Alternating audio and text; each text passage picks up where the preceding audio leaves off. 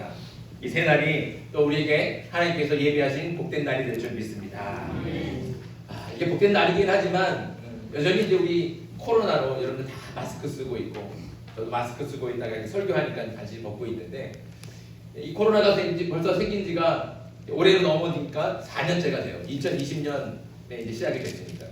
그렇죠? 2019년에 말에 시작이 돼서 본격적으로 확산이 된 건 2020년이니까 이제 4년째가 되고 있습니다.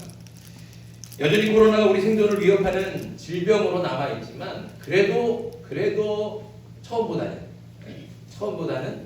이제 좀 많이 마음도 완화가 되고 누그러지고 긴장 좀 덜하게 되고 좀 뭐라 그럴까요? 좀 무감각해져 있지 않을까? 이렇게 좀 편해진 마음은 있습니다. 어느 정도 모임과 만남도 자유롭게 할 수 있고 뭐 예전 일상으로 완전하게 회복은 된 것은 아니지만 그래도 한 70%, 80%이 정도까지는 그래도 회복이 되지 않았을까 이렇게 생각이 됩니다. 코로나를 다시 되짚어보면 코로나가 사실은 우리의 많은 것들을 바꿔놨죠. 우리가 오랫동안 이어왔던 보편적인 생각들 그리고 그런 가치들 그리고 일상에 대한 그런 많은 변화들을 우리에게 주었습니다. 옛날에는 우등상보다 무슨 상이 더 좋은 상이었어요? 대근상이었어요. 저도 학교 다닐 때 공부 못한다고는 뭐라고 얘기 안 하셨어요. 근데 학교를 안 가면 마치 무슨 큰 죄라도 지은 것처럼 엄청 혼났어요. 너 학교를 안 가냐고.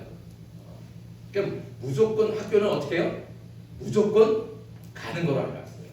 그게 최고의 덕목이고 그게 가치라는 것이죠. 회사도 마찬가지예요. 아파도 회사에 가서 아파라. 다들 그러지 않았습니까? 회사는 빠지면 안 되는 곳으로 이렇게 생각해 왔습니다. 하지만 코로나로 이런 보편적인 가치와 생각들이 다 변했습니다. 이제는 아프면 빠져도 되는 정도가 아니라 어떻게 해요? 반드시 빠져야 되는 거예요. 다른 사람한테 피해 주지 않게 혹여라도 자신으로 인해서 또 이렇게 바이러스가 전파되지 않도록 스스로 조심해야 돼요. 그렇게 되고 말았어요. 그러니까 학교를 안 가도 직장을 안 가도 누가 뭐라고 하는 사람이 별로 없어졌어요.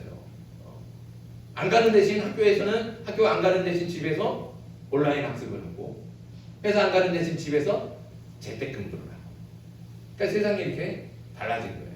어디 집에서 근무를 해? 그런데 그래도 돼 괜찮아 그래야지 이런 세상이 된다는 거죠. 교회 역시 코로나로 이전에 경험해보지 못했던 새로운 변화들을 경험할 수밖에 없었습니다. 대면 예배가 금지가 되면서 교회에서 모여 예배를 드리지 못하고 가정에서 TV로 컴퓨터로 때로는 작은 핸드폰으로 그 핸드폰을 앞에다 두고 혼자서 예배를 드려야 됐었던 것이죠. 모임과 만남이 자유롭지 못하니까 성경 공부도 또 구역 예배도 교회 학교도 일시적으로 중단할 수밖에 없었습니다. 다행히 지금은 거리두기 제한도 없이 모든 교회가 대면 예배를 드리고 있습니다. 하지만 코로나로 인해 한번 식어진 신앙의 열정이 다시 살아나기는 쉽지 않아 보입니다. 코로나 때문에 어쩔 수 없이 교회와 멀어지고 말씀과 기도와 예배와 멀어진 그 거리는 쉽게 좁혀지지 않는 것 같아요. 얼마 전에 2023년 한국교회 트렌드라고 하는 주제로 세미나가 있었습니다. 여기서 코로나로 인해 교회가 직면한 현실을 여러 통계들로 보여줬는데 그 중에서 그러니까 기독교 신앙을 가지고 있는데 나 하나님 믿어요 하는 사람들 중에서 코로나 이전에는 교회 다니던 사람들이 코로나 이후에는 교회를 안 간다는 거예요. 그런 사람들이 급격하게 늘어난다는 겁니다. 그러니까 코로나 이전에 교회에 출석하던 장년 어른들을 10명이라고 하면 코로나 이후에는 신앙이 있음에도 불구하고 교회를 가지 않는 사람이 10명 중 3명이라는 교회 학교로 가면 더 많아집니다. 더 심각하죠. 10명 중 6명의 아이들이 교회를 안 간다는 겁니다. 그 대신 플로팅 크리스천이라고 하는 사람들이 늘어났어요. 플로팅 크리스천이 뭐냐? 그건 말 그대로 떠다니는 기독교인들이에요. 떠다니는 기독교. 어디 한 군데 정착하는 게 아니라 그냥 떠다니는 거예요. 원래 출석하던 교회에 나가지 않고 온라인으로 자신이 출석하던 교회 거기에 예배를 드리거나 아니면 다른 교회 자기 입맛에 맞는 그런 교회들을 예배를 드린다는 것이죠. 그 통계가 무려 55%라고 합니다. 많은 사람들이 난 하나님 믿어요. 나는 예배 안 빠져요. 그렇게 말은 하지만 그러나 드러나는 통계와 수치는 우리 신앙이 교회와 말씀과 기도에서 멀어진 것을 그대로 반영해 두고 있는 것 같습니다. 실제로 여러분들 온라인 예배 드려보셨습니까? 온라인 예배 드리면 정말 편하긴 해요. 그러지 않습니까? 교회 갈 때 여러분들 아침에 일찍 일어나고 화장해야 되잖아요. 근데 화장할 필요가 뭐가 있어요? 뭐 입고 갈까 걱정할 필요도 없어요. 누가 옆에 신경 쓰는 사람도 없잖아요. 그러니까 아침에 일어나고 대충 세수하고 편한 추리닝 입고 편하게 탁 바닥에 앉아갖고 핸드폰 딱 앞에다 두고 그렇게 예배드리면 얼마나 편합니까? 그런데 이런 편안함에 한번 빠지면 쉽게 헤어나지 못하는 거예요. 혹시 우리 신앙이 그렇지는 않습니까? 물론 우리 검은교회는 그렇지 않아요. 너무너무 감사하죠. 하지만 우리 한국교회 아니 전 세계적인 신앙의 풍속도가 이렇게 변해버렸다고 할 수 있습니다. 혹시 코로나를 핑계로 하나님과 적당하게 거리를 두고 그 편안함에 빠져서 게으르고 나태한 신앙에 안주하고 있지는 않습니까? 교회와 말씀과 기도와 멀찍이 거리를 두고 있으면서도 그래도 나는 예배드리고 나는 그래도 하나님 믿어 이렇게 그냥 말은 이렇게 하는 거예요. 그러나 그것은 결코 옳지 않죠. 스스로를 속이는 겁니다. 우리가 그렇게 또 우리 스스로에게 속고 있다는 것이죠. 나는 그래도 하나님 믿어. 그러나 그것은 결코 건강한 신앙이 아닙니다. 몸이 멀어지면 뭐가 멀어집니까? 마음이 멀어지게 돼요. 가까이 가지 않으면 당연히 멀어지게 됩니다. 우리 신앙도 마찬가지예요. 교회에서 멀어지고 말씀에서 멀어지고 기도에서 멀어지는데 어떻게 하나님을 믿는다라고 확실하게 말할 수 있습니까? 우리 신앙이 점점 옅어지고 멀어질 수밖에 없는 겁니다. 이제 코로나는 더 이상 핑계거리가 될 수 없습니다.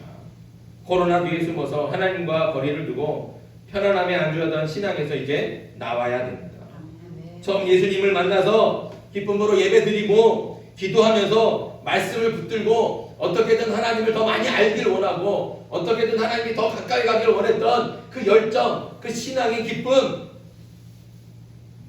이 신앙을 회복해야 되지 않겠습니까? 그래서 올해 우리 검은교회 2023년의 표어를 하나님을 가까이 하라 이렇게 결정했습니다. 우리 한번 다시 따라해 봅시다. 하나님을 가까이 하라. 하나님을 가까이 하라. 올 한 해 동안 우리가 이 말씀을 가슴에 새기고 하나님을 더 가까이 갈 수 있기를 소망합니다. 아멘. 이 말씀은 야고보서 4장 8절의 말씀인데 다 읽지 않고 상반절만 있어요. 우리 상반절만 제가 읽을 테니까 따라 읽어주시기 바랍니다. 하나님을 가까이 하라. 하나님을 가까이 하라. 그리하면 너희를 가까이 하시리라. 그리하면 너희를 가까이 하시리라. 아멘. 아멘. 이것이 올 한 해 동안 우리에게 주신 하나님의 말씀인 줄 믿습니다. 아멘. 이 말씀을 따라서 2023년 한 해 동안 더욱더 하나님께 가까이 가는 저와 여러분들 되길 간절히 바랍니다. 아멘. 자, 그런데 오늘 말씀에서 중요한 게 있어요. 자, 우리가 왜 하나님께 가까이 가야 될까요? 왜 우리가 하나님을 가까이 해야 되겠습니까? 그 이유가 뭘까요? 우리가 하나님을 가까이 해야 되는 이유 그건 그래야 우리가 하나님을 가까이 해야 하나님이 우리를 가까이 하십니다. 아멘. 오늘 말씀하잖아요. 하나님을 가까이 하라. 그리하면 너희를 가까이 하시리라. 아멘. 하나님께서는 온 세상의 창조주십니다. 그러니까 세상이 있기 전부터 계셔서 세상을 존재하게 하신 분이 하나님이시라는 거예요. 그러니까 이거 우리가 잘 알아야 돼요. 하나님은 세상이 있기 전부터 계셨어요. 그럼 하나님은 세상에 계신 분인가요? 그게 아니라는 거죠. 하나님은 세상이 있기 전부터 계셨어요. 그렇죠? 그러니까 세상을 만드신 분이에요. 그러니까 세상에 계시지 않아요, 사실은. 세상과 다른 곳에 계시죠. 이걸 다시 말하면 차원이 다르다는 겁니다. 차원이 다르기 때문에 하나님께서 우리를 아실 수는 있어도 우리가 하나님을 알 수는 없습니다. 예를 들면 이런 거예요. 산 밑에만 사는 사람들은 산 위를 몰라요. 그렇잖아요. 근데 산 위에 사는 사람들은 다 내려다 보니까 산 밑에 사람들이 뭘 먹고 사는지, 어딜 다니는지, 무엇을 입고 다니는지 다 알아요. 산 밑에 사는 사람과 산 위에 사는 사람은 차원이 다른 거예요. 차원이 다르니까 산 밑에 사는 사람들은 산 위를 알 수가 없어요. 차원이 다른 하나님을 우리가 알 수가 없다는 겁니다. 하나님은 우리를 아실 수 있지만 우리가 하나님을 알 수는 없다는 거예요. 왜냐하면 우리는 차원이 다르기 때문에. 하나님은 그런 분이십니다. 자, 그러면 지금 우리가 알고 있는 하나님은 어떻게 알게 됐을까요? 어떻게 알게 됐을까요? 그건 하나님께서 하나님 자신을 우리에게 알려주셨기 때문이에요. 이것을 계시라고 하는 겁니다. 하나님께서 자신을 알려주지 않았다면 우리는 결코 하나님을 알 수가 없었을 겁니다. 우리가 똑똑해서 하나님을 아는 것이 아니라 전적으로 하나님께서 자신을 우리에게 보여주시고 알려주시기 때문에 우리가 하나님을 아는 겁니다. 그런데 이때 안다라고 하는 말, 우리가 연예인이나 유명한 축구 선수를 아는 것 같이 아는 것이 아닙니다. 여러분 손흥민 다 아시죠? 저는 축구 좋아해서 자꾸 이제 축구 선수 얘기만 많이 하는데 손흥민 다 아시잖아요. 손흥민 어디 삽니까? 모르세요? 런던 살아요. 영국에 살아요. 영국에 살고 갑자기 거기가 뭐야? 하스퍼스? 토트넘. 그의 직장은 토트넘입니다. 그 축구팀이 토트넘이에요. 아무튼 우리는 손흥민을 알아요. 손흥민 이름도 알죠. 찾아보면 키도 알 수 있죠. 또 어디 사는지도 알고 뭐 하는지도 알고 뭐 좋아하는지도 알아요. 다 알아요. 근데 손흥민이 저를 알까요? 여러분들 알까요? 몰라요. 왜 모를까요? 관계가 없기 때문에 그렇습니다. 관계가 없어요. 만난 적도 없고 이야기 나눈 적도 없고 관계가 없으니까 모르는 거예요. 그러니까 나는 아는 것 같지만 결코 나도 사실 손흥민을 몰라요. 그건 아는 게 아니라는 것이죠. 성경에서 안다는 말의 히브리 단어가 여러 개가 있는데 그 중에서 하나님을 안다라고 할 때 야다라고 하는 동사를 사용합니다. 야다. 이때 야다의 뜻은 손흥민을 아는 것처럼 나랑 아무 관계도 없는 누군가를 아는 것이 아닙니다. 또 수학 공식을 알고 영어 단어를 아는 것처럼 지식으로 머리로 아는 것도 아닙니다. 야다는 관계를 통해서 체험적으로 아는 것, 이것을 야다라고 하는 거예요. 부부가 서로 사랑하니까 서로의 무릎을 대고서 누워갖고 머리카락을 하나로 세주잖아요. 아이고 흰머리가 많아졌네. 다 세주잖아요. 그건 누구만 알 수 있어요? 부부만 아는 거예요. 한 이불을 덮고 동침하면서 서로의 깊은 것까지 다른 사람이 알지 못하는 그 비밀들을 아는 것, 그런 관계, 이것이 바로 안다라고 하는 히브리 단어 야다의 뜻입니다. 이 정도로 깊고도 친밀한 관계가 있을 때에만 비로소 알게 되는 것이 진짜로 안다라는 것입니다. 다시 말씀드리지만 피조물인 우리가 창조주이신 하나님을 알 수가 없습니다.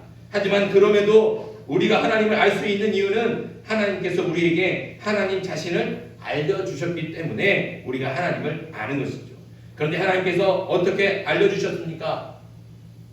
쪽지 하나 건네주면서 내가 이런 사람이야, 내가 이런 분이야 라고 가르쳐주신 거예요? 그렇지 않다는 거죠. 하나님께서 우리가 있는 세상으로 오셔서 우리를 만나주시고 우리와 깊이 교제를 나누심으로 그래서 우리가 하나님을 알게 된다. 그런 관계를 통해서 만남을 통해서 하나님을 알게 된 겁니다. 하나님께서 우리에게 가까이 오셨기 때문에 우리가 하나님을 알 수 있게 된 것입니다. 그런데 오늘 말씀은 매우 중요하잖아요. 언제 하나님께서 우리를 가까이 하신다고 했습니까? 우리가 하나님을 가까이 할 때, 우리가 하나님을 가까이 할 때 하나님께서 우리를 가까이 해주십니다. 우리가 하나님을 가까이 할 때 그때 하나님께서도 우리에게 가까이 오셔서 우리를 만나주시고 우리와 교제하시며 특별하고도 깊은 관계를 맺어주시는 겁니다. 우리가 하나님을 만나고 하나님과 깊이 교제하며 하나님을 가까이 할 때 하나님께서도 우리를 가까이 하셔서 우리가 알 수 없는 하나님의 비밀을 알려주시는 것이죠. 그냥 머리로 아는 것이 아니라 가슴으로 느끼고 경험해서 아는 것입니다. 저와 여러분이 하나님을 이렇게 알기를 간절히 소망합니다. 누가 알려주는 하나님이 아니에요.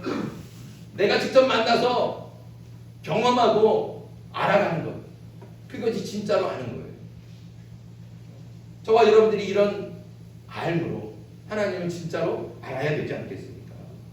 그렇다면 어떻게 하나님을 가까이 갈 수 있습니까? 하나님을 알기 위해서는 하나님께서 우리에게 가까이 오셔야 되고, 하나님이 가까이 오시려면 우리가 먼저 하나님께 가까이 가야 되는 거예요.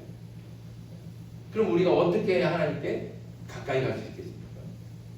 첫째는 말씀을 통해서 하나님을 가까이 할 수 있습니다. 여러분, 영화 배너 다 보셨죠? 배너 엄청나게 유명한 영화잖아요.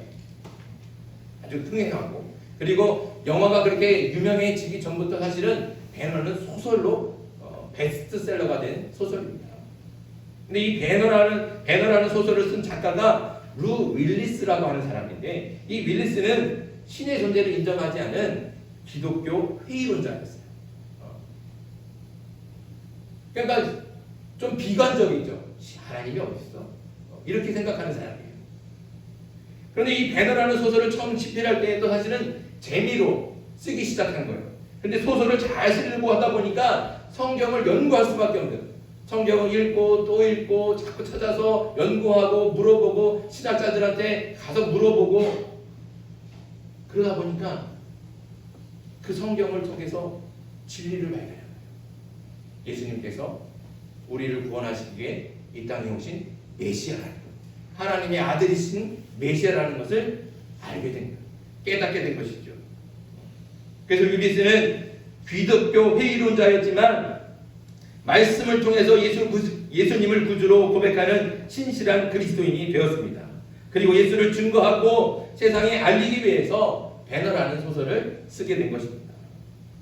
하나님의 말씀을 가까이 하면 말씀을 통해 하나님을 보게 되고, 하나님을 가까이 하며 진리를 깨닫게 될 줄 믿습니다. 우리 시편 말씀 한번 찾아보겠습니다. 시편 119편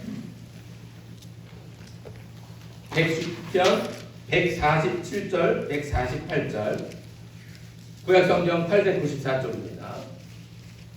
시편 119편 147절 148절, 구약성경 894쪽. 자, 함께 읽겠습니다. 시작. 내가 날이 밝기 전에 부르짖으며 주의 말씀을 바라싸우며 주의 말씀을 조용히 읊조리려고 내가 새벽녘에 눈을 떴나이다. 아멘. 여기 다윗은 하나님의 말씀을 묵상하기 위해서 동이 트기 전부터 준비하는 거예요. 새벽부터 일어나서 말씀을 피고 조용히 읊조리면서 말씀을 묵상하는 거예요. 그러니까 어떻게 됐습니까? 자, 이 뒤에 151절 151절 한번 같이 읽습니다. 시작.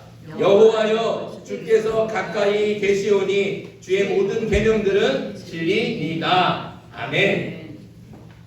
그렇게 말씀을 읽고 묵상하고 그 새벽부터 일어나서 말씀을 피고 있으니까 어떻게 하셨어요? 하나님께서 가까이 계시다. 하나님께서 가까이 계시고 그 가까이 계신 하나님 때문에 진리를 보게 됩니다. 하나님을 가까이 하는 통로는, 그 가장 확실한 통로는 바로 하나님의 말씀인 줄 믿습니다. 그래서 2023년 한 해 동안에 저와 여러분들이 꼭 실천해야 되는 것이 하나 있습니다. 그것은 성경을 하루 한 장 읽자. 그래서 여러분들 주보 한번 보세요.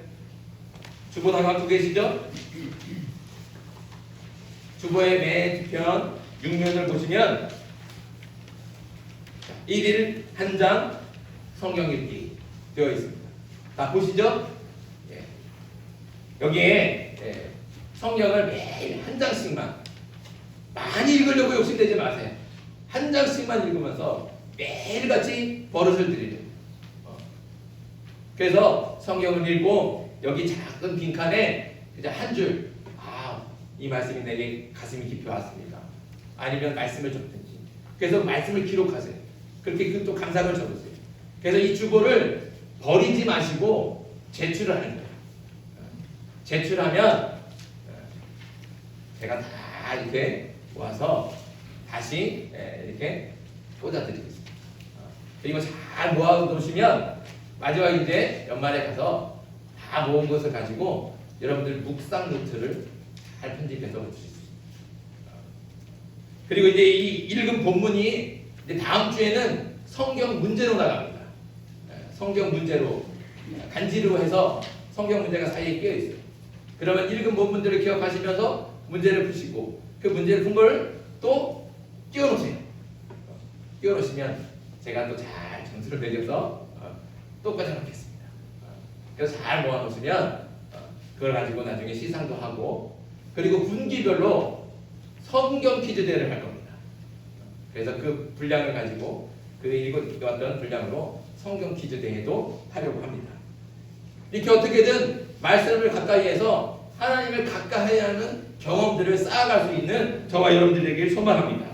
말씀을 가까이 할 때 하나님께서 우리에게 가까이 오시는 그런 놀라운 은혜를 체험할 수 있기를 간절히 소망합니다. 올 한 해 동안 할 수 있겠죠? 네. 1일 한 장 읽기. 아시겠습니까? 자, 약속 한번 하시죠. 자, 손가락 다 펴세요. 네. 자, 한번 걸어보겠습니다. 네. 약속했습니다. 네. 자, 그리고 두 번째, 하나님을 가까이 하는 두 번째 방법은 기도입니다. 자, 우리 시편 말씀 한 번 더 찾아보겠습니다. 시편 145편. 시편 145편 18절 말씀. 시편 145편 18절. 구약성경 908쪽입니다.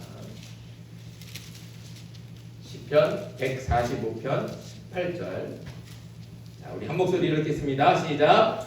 여호와께서는 자기에게 간구하는 모든 자, 곧 진실하게 간구하는 모든 자에게 가까이 하시는도다. 아멘.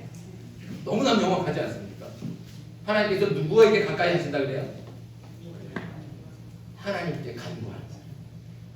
하나님께 간구하는 사람에게 하나님께서 가까이 해주시겠다 약속하셨습니다. 그런데 여기에도 우리가 또 비밀이 있어요.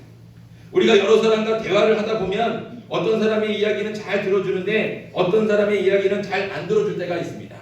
또 내가 말을 하는데 다른 사람이 내 말을 잘 안 들어, 다른 사람들이 이야기를 다 들어주면서 내 말을 잘 안 들어줄 때, 그럴 때 마음이 어떻습니까? 속상하죠? 언짢잖아요. 그런데 우리 하나님은 그러시지 않느냐.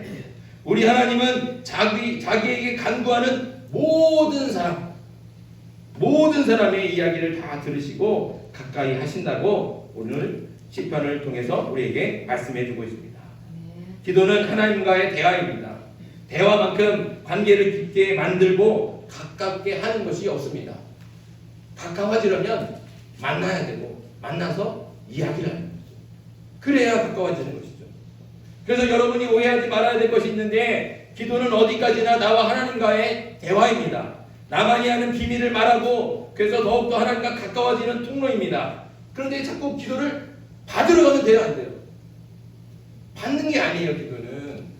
기도는 받는 게 아니라고요. 내가 기도를 하는 것이지 받는 게 아닙니다. 나는 기도하지 않으면서 자꾸 누가 기도해 주기 바라는 것, 그것만 좋아하면 그래서 하나님과 가까워지겠습니까? 제 아내의 이야기를 다른 사람이 당신의 아내가 이렇더라 라고 들으면 제가 기분이 좋겠어요, 나쁘겠어요? 옆집 남자를 통해서 내 아내의 이야기를 들으면 기분이 좋아요, 나빠요? 안 좋아요. 사랑하는 사람의 이야기를 직접 들어야죠. 하나님께서 우리를 사랑하시고 우리도 하나님을 사랑한다고 고백하지 않습니까? 그러면 우리가 하나님께 직접 고백해요. 직접 하나님께 우리의 비밀을 이야기하고 우리의 아픈 것도 얘기하고 우리의 슬픈 것도 얘기하고 우리의 기쁜 것도 얘기하고 억울하고 원통하고 분한 것도 다 하나님께 알려야죠. 그러면 하나님께서 들으시고 우리를 가까이 하신다는 겁니다. 자, 여러분의 이야기를 하나님께 직접 말할 수 있기를 바랍니다. 기쁜 일도 말하고 좋은 일도 말하고 아픈 것도 슬픈 것도 억울한 것도 원통한 것도 누구에게 말 못하는 비밀도 다 하나님께 나와서 아뢰고 간구하면 하나님께서는 자기에게 간구하는 모든 사람의 기도를 들으시고 가까이 해 주실 줄 믿습니다. 기도로 하나님과 더 가까워지는 저와 여러분들 되게 간절히 바랍니다. 하나님을 가까이 하는 방법은 다른 것이 없습니다. 말씀과 기도죠. 2023년 올해에는 말씀과 기도로 하나님과 더 가까워질 수 있는 저와 여러분 우리 검은교회가 될 수 있기를 주님의 이름으로 축복합니다. 기도드리겠습니다.